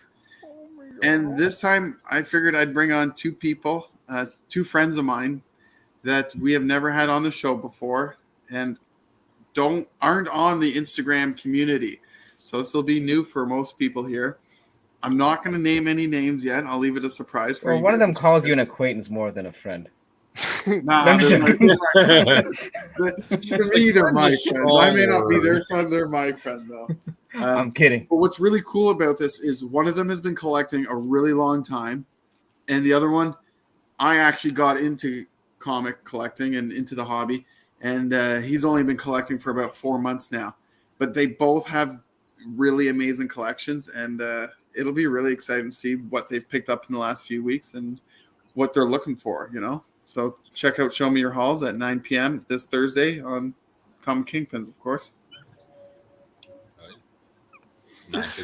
North. Damn, North. That's about the time we'll end up get started. Hell yeah. Anything else, guys? I think that's the show for this week. Like I said, I got to get over to catch the Defect show. Absolutely. Yeah, Yep. I might be doing another Whatnot. I haven't decided when though, but I'll probably be dropping that. So yeah, listen. Despite all this, I'm actually still on Whatnot. So I know that platform's been getting crapped on, but look, I'm still gonna be doing my thing on that platform. So damn straight. Anyone want to outro this? Hyper's here. You know he's got to do it. Hyper. all right, so You got to redeem yourself from last time. yeah, last time, yeah, okay. If you are trying to figure out how to basically acetate your greasy chicken, want to know how? Visit your local library. I don't know. I don't know if they got a book on that.